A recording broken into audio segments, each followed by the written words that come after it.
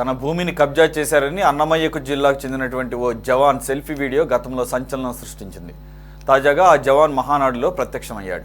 తన భూమిని కాపాడాలంటూ సీఎం చంద్రబాబుకు, మంత్రి లోకేష్కు విన్నవించాడు.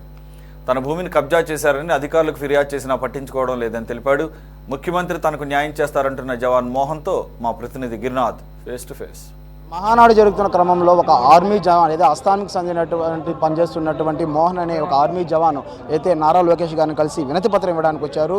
అసలు అయితే ఏదైతే ఆపరేషన్ సింధూర్ జరుగుతున్న క్రమంలో కూడా సోషల్ మీడియాలో ఒక వీడియో అయితే విడుదల చేసిన అయితే ఉంది. తమ భూమిని కబ్జా చేశారంటూ కూడా సరే ఆ రోజుల్లో గత నెలలో కూడా సరే పూర్తి స్థాయిలో కూడా సరే ఆ వీడియో ట్రోల్ అయిన పరిస్థితి. చెప్పండి అసలు ఏం జరిగింది మీకు? మీరు ఆ రోజు ఏదైతే ఆపరేషన్ సిద్ధు జరిగేప్పుడు కూడా ఒక సోషల్ మీడియా ఒక వీడియో వదిలాడు. అసలు ఏం జరిగింది అసలు?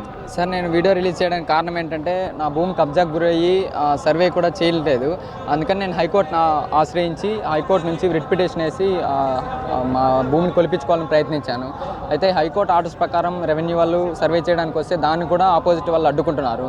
అలానే అడ్డుకున్న వాళ్ళకి ఎలాంటి హక్కులు కూడా లేవు. అలాంటి వాళ్ళు అడ్డుకునడంతో సర్వే చేయకుండా ఆపేశారు. దీనివల్ల నేను చాలా బాధపడి వీడియో చేశాను. మీ భూమి ఎక్కడుంది, ఎవరు కబ్జా చేస్తారు?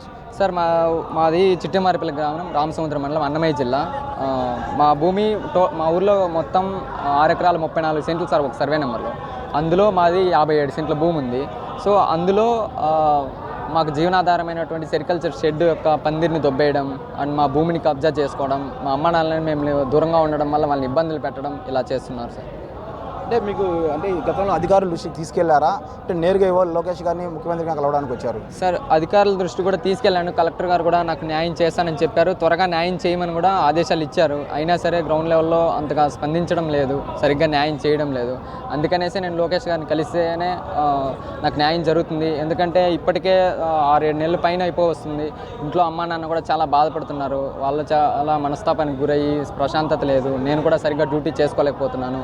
ఏదైతే మాకు జీవనాధారంగా ఉందో సెరికల్చర్ షెడ్, ఆ పందిరి దొబ్బేయడం వల్ల మాకు ఆర్థికంగా కూడా చాలా నష్టపోతున్నాం సార్. నేడుండదు కాబట్టి కొద్దిగా వేడైనా పట్టుపురుగుల గురించి తెలిసిన ప్రతి ఒక్కరికి తెలుసు.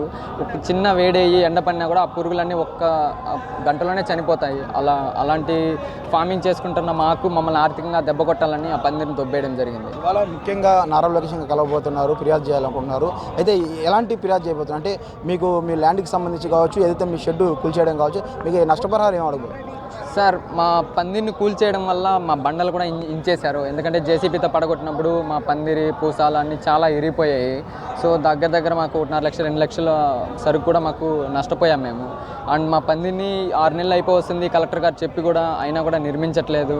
అండ్ మన ఎమ్మెల్యే గారు కూడా స్పందించారు, సర్వే చేయిస్తానని చెప్పారు. అయితే ఇప్పటికే 15 రోజులు అయిపోతుంది.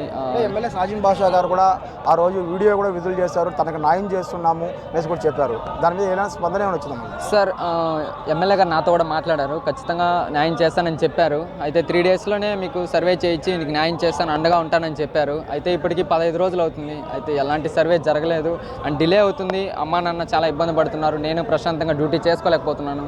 అందుకే సార్ని కలిస్తే నారా లోకేష్ గారిని ఖచ్చితంగా త్వరగా న్యాయం జరుగుతుంది, మేము కొంచెం మానసికంగా కుదుట పడొచ్చనే ఉద్దేశంతో డైరెక్ట్గా మహానాడుకి రావడం జరిగింది.